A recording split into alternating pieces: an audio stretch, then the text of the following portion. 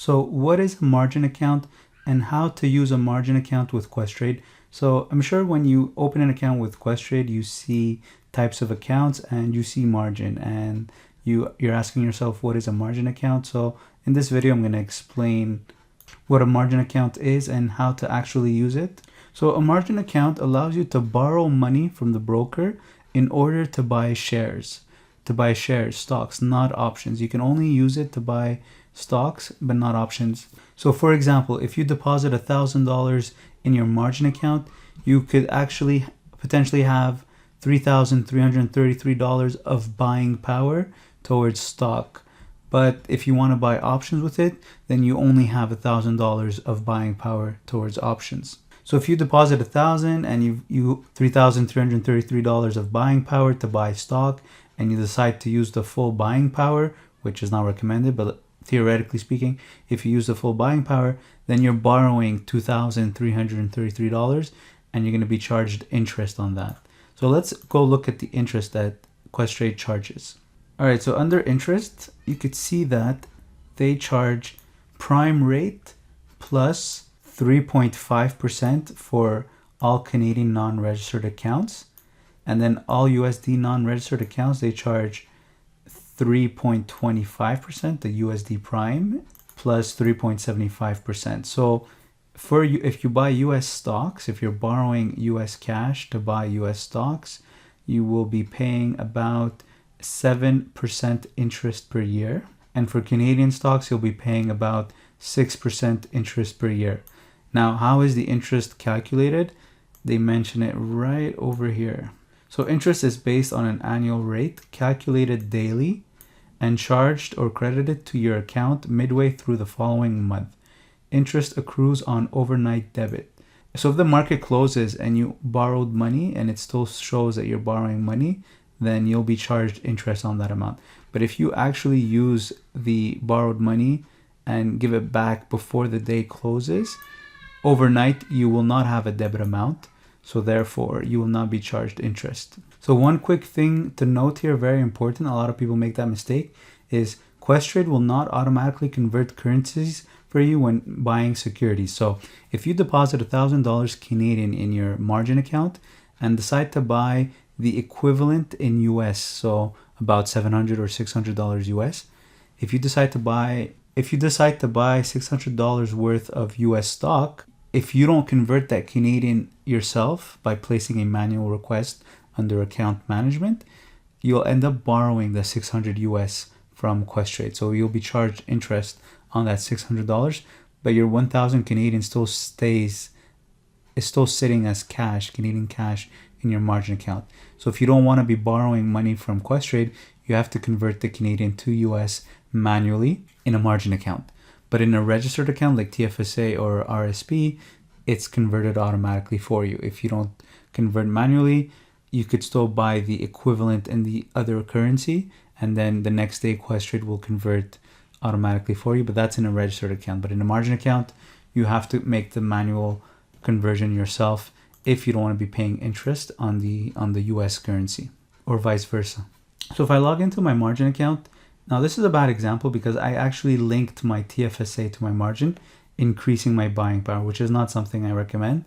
But this is the reason why these you see negative equity and no physical cash.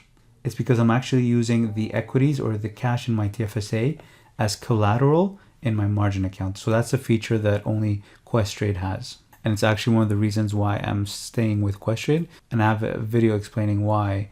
So what you need to look at is the cash line. So if the cash line is negative, that means you've borrowed money from the broker. So as you can see, my Canadian is zero cash, my US is negative 13,000. So that means I'm borrowing negative 13,000 US currently. So I'm being charged interest every month on that balance. Average daily balance for the month is what I'm being charged interest on.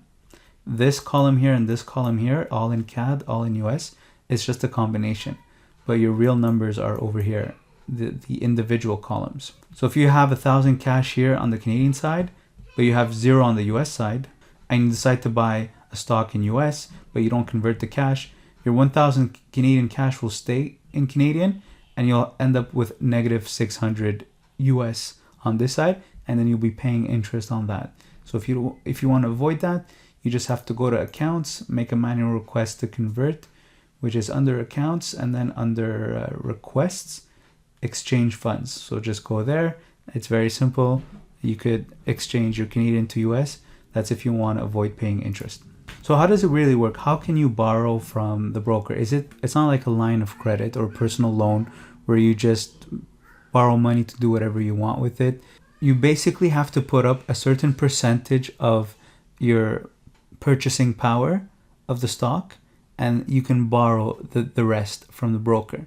And it depends which stock you buy. So to get that information, how much you have to put up in cash and how much can be borrowed, it's called margin requirement. And you could find that under the quote section. So if you look up, let's say Visa, for example. So if I want to buy Visa in a margin account and I want to use borrowed money, I want to use more than my available cash.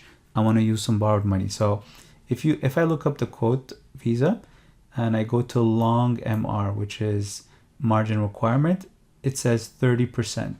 So that means if I want to buy Visa, I have to put up under margin, I have to put up 30% of it in cash, my own cash, and I can borrow 70% from the broker. So I'll be paying interest on the 70% portion that I took from the broker. So most quality stocks have a 30% margin requirement. So if I go to Microsoft, it'll be 30%. If I go to McDonald's, 30% as well. If I go to Amazon, 30% as well. And then there's the quality ETFs like the Qs and the SPY. They have 20% margin requirement.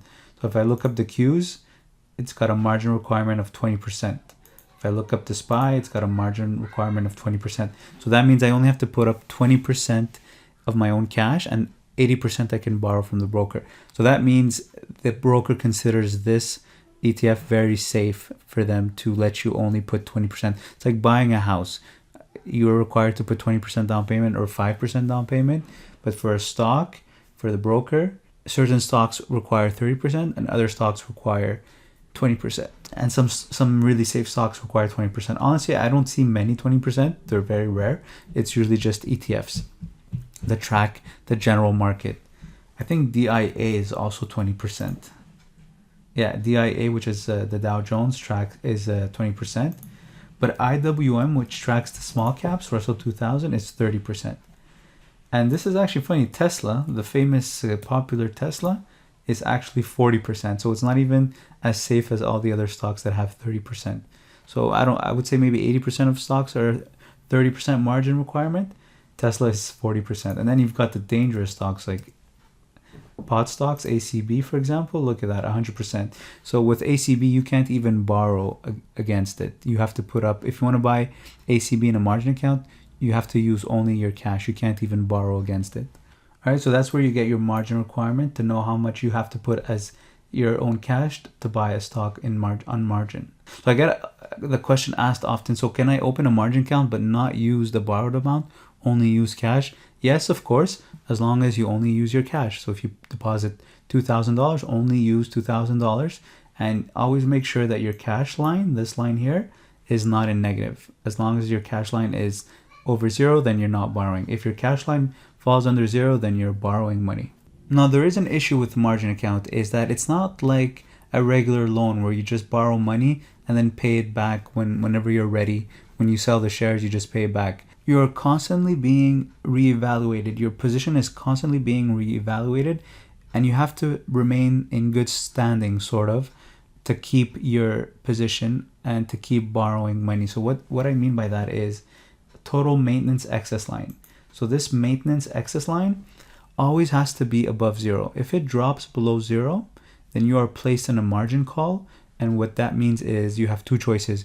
Either you deposit more money or you liquidate your positions. And if you don't do anything, the broker or Questrade will liquidate your positions for you. So what that happens is that'll happen usually if you've borrowed too much and the position started dropping, the value of your position started dropping. So the broker wants to protect their portion of the borrowed money. So to do that, they will ask you to either deposit money or they'll force you to sell your stock. So I'll give you the calculation, the formula, and some examples, because otherwise it's not really that obvious. So as you can see, in in my account, I am negative 13,000 US. So I'm paying interest on that. I'm borrowing. I've got negative 13,000 equity. That's another story. I won't get into that. That's because I borrowed way too much and actually sold my positions for a loss. But my maintenance excess is a combined Canadian of 38,000. So I'm still far from being placed in a margin call where I'd be in trouble and I have to deposit more money.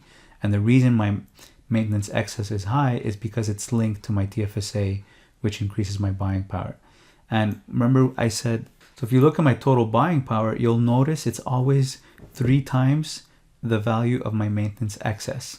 So if I take 90,000, which is my total buying power, so that means that right now I can go and buy $90,000 worth of stocks that have a 30% margin requirement. So Facebook, Microsoft, Apple, all these stocks, I have $90,000 of buying power that I could use to buy stocks. But of course, I'm going to be borrowing money from the broker. I'm going to be paying interest, and I'm going to be maxing out my buying power, which is very dangerous. But just to explain in theory, my maintenance excess is 27,000. So that means I should have 3.33 times the buying power of my maintenance excess. So 90, just to make sure, 90.484.36 divided by 27,172.48 should give me 3.33. And as you can see, it gives me 3.33. So where does that 3.33 comes from? Well, basically it's a 30% margin requirement that I was talking about. If I only have to put 30% in cash, that means I can borrow 70%. So 1 divided by 0.3 gives me that 3.33. Now, if I buy a stock that has a 20% margin requirement, like the SPY or the Qs, then that means my buying power is actually 5 times more. 1 divided by 0.2, I've got 5 times more buying power. So if my maintenance excess is 27,000, if I want to buy only Qs, I actually have more than $90,000 US of buying power.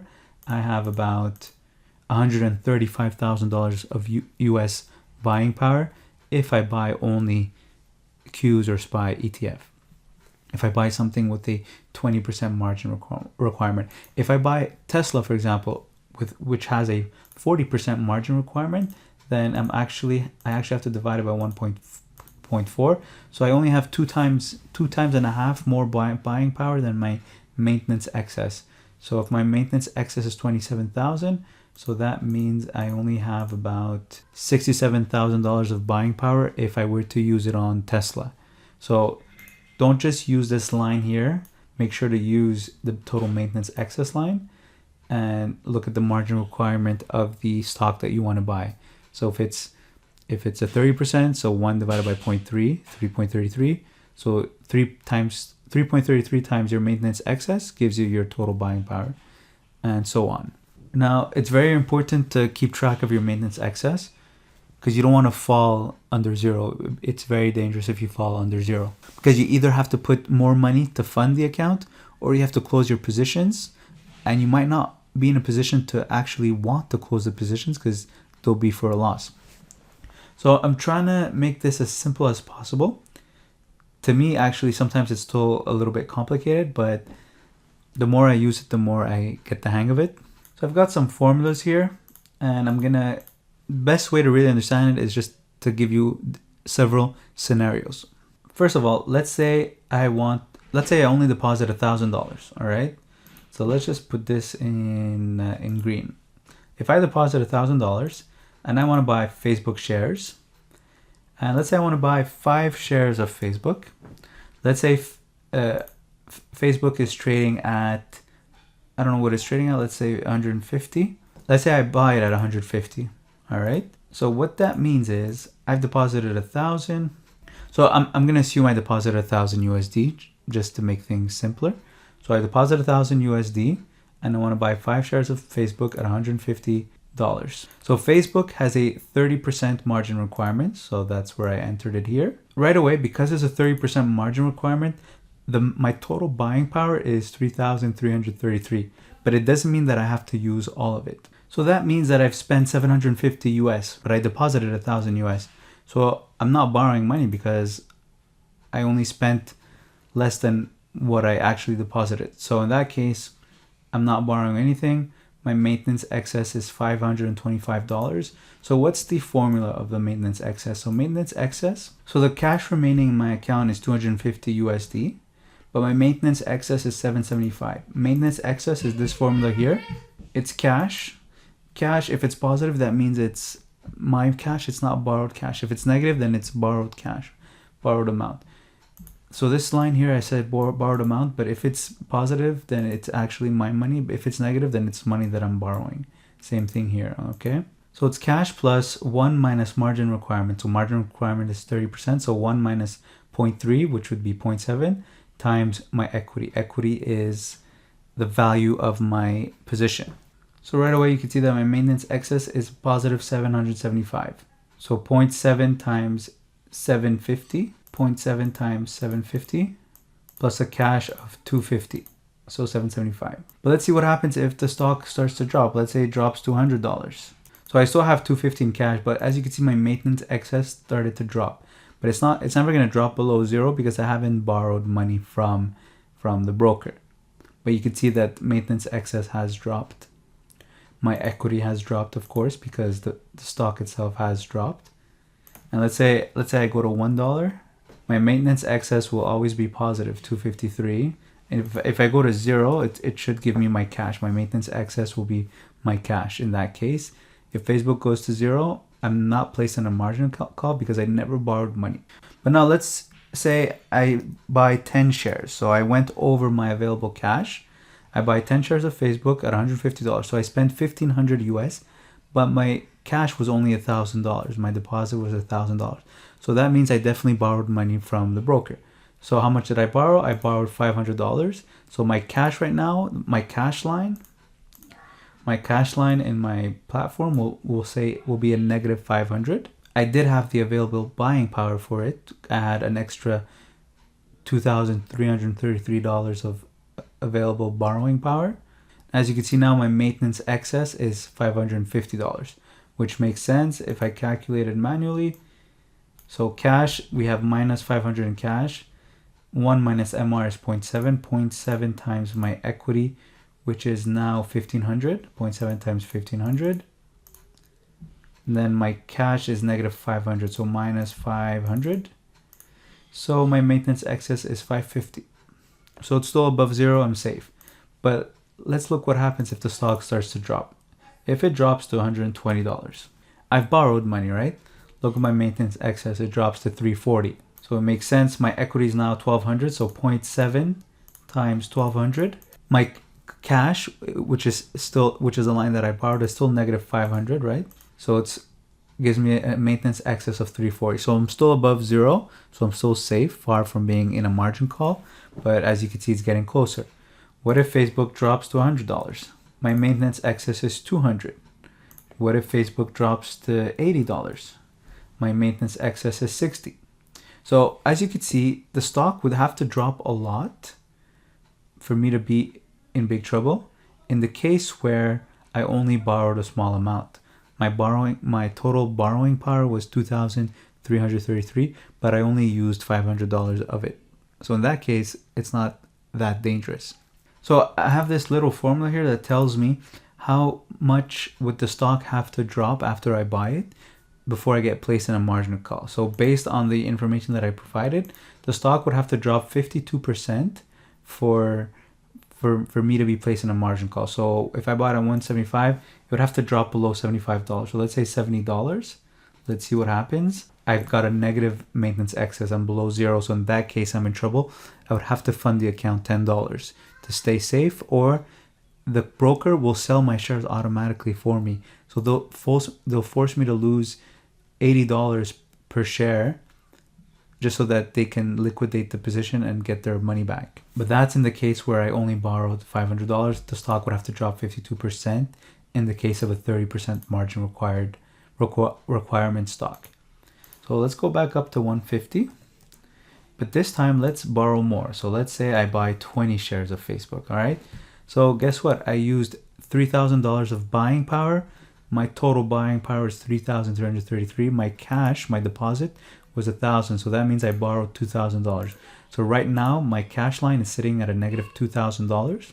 So I bought stock at 150. It's currently at 150. So with this formula here, it's telling me that I only have room for the stock to drop 5% before I get in trouble. All right. So let's test it out. So by placing this trade right away, my maintenance excess is already $100. It's very close to zero.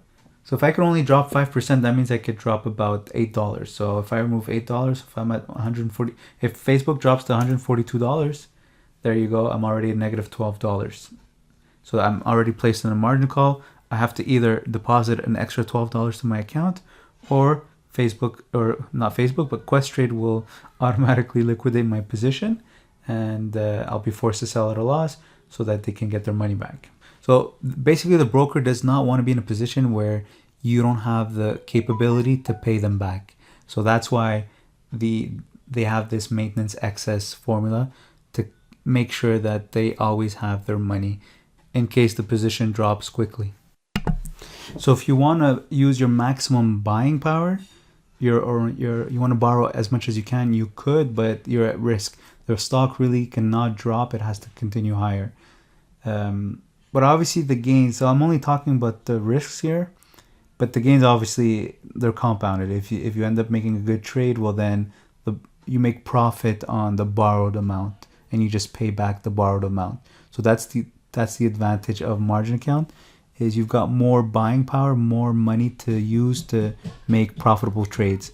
But you don't always have the control of making profitable trades. What if it goes against you? Then that's the risk. So I'd rather talk about the risk here and knowing where you stand, how much you can borrow to stay safe. So I guess the true question is, how much do I expect the stock to drop so that I can know how much I should borrow from my available borrowing capacity? So in this case here, I've used $2,000 of my available 2333 borrowing power. Or if I look at my buying power, I've used 3,000 over 3,333 of my available buying power. So I've used this divided by this. I've used 90% of my buying power. So you could say that if I use 90% of my buying power on a 30% margin required stock, on a 30% margin requirement stock, I only have 5% room for the stock to drop before I get in trouble. So maybe it's not a good idea to use 90% of your buying power. So what if we use 68% of my buying power, of my total buying power?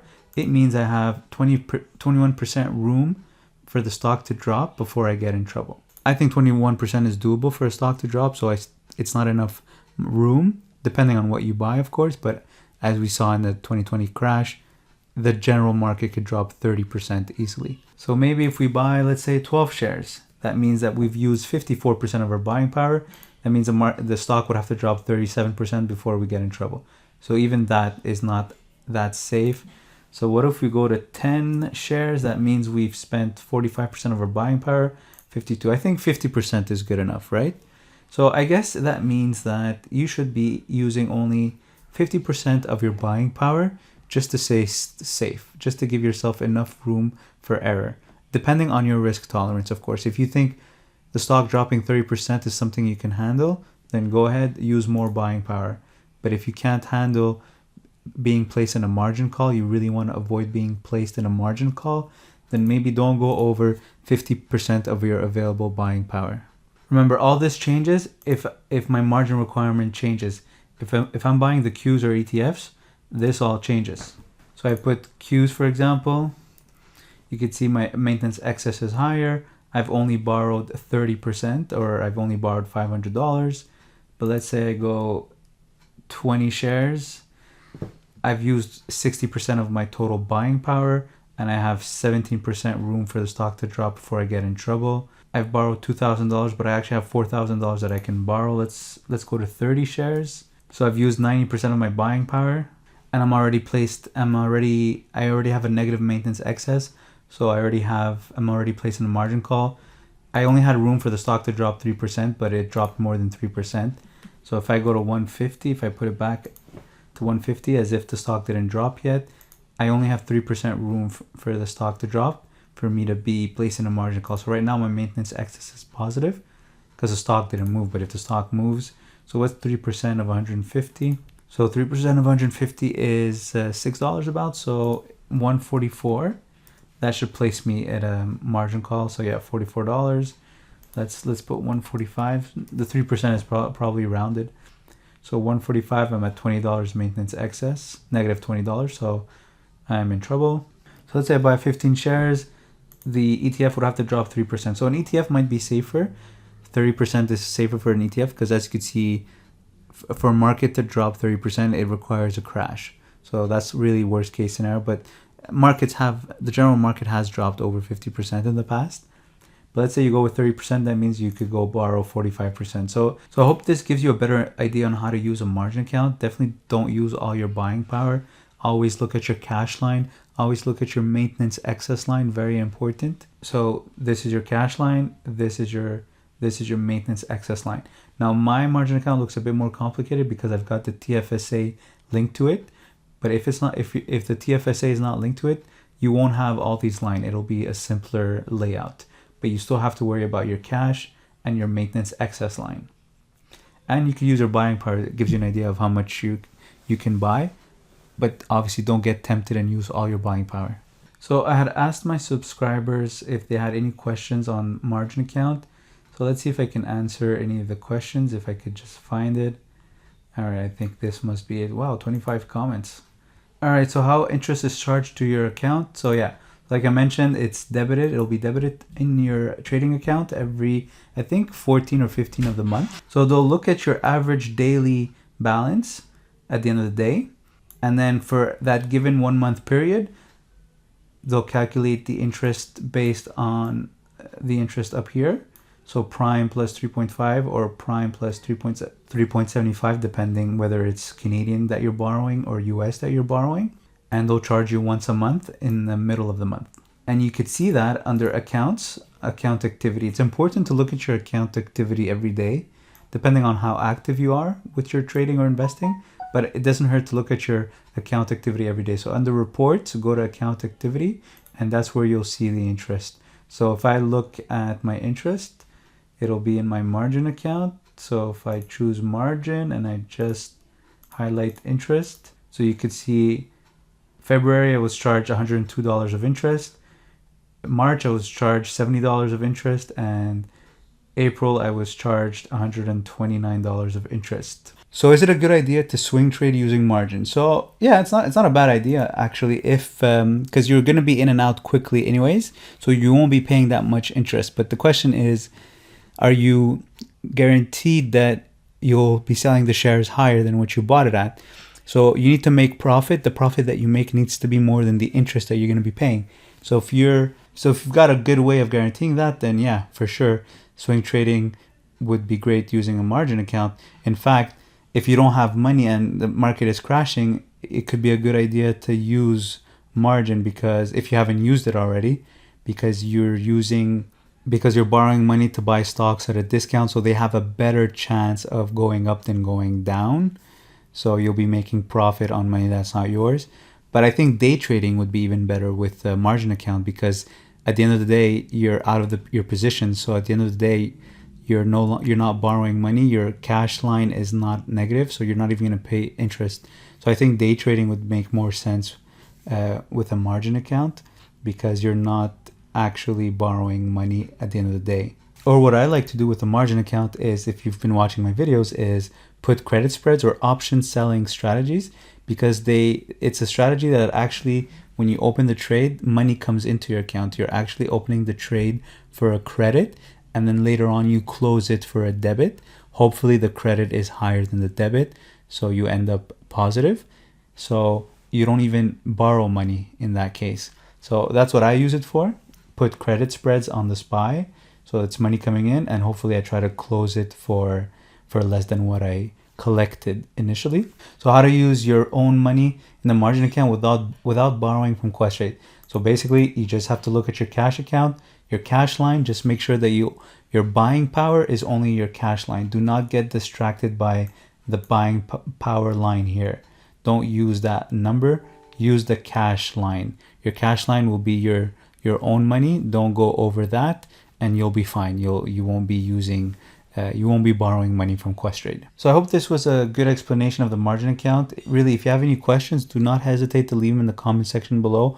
I'll just make another video about it. And like always, if you're going to open an account with Questrade to trade on the stock market, use one of my referral codes below. I've got 2 referral codes. One gives you up to $250 back depending on your deposit.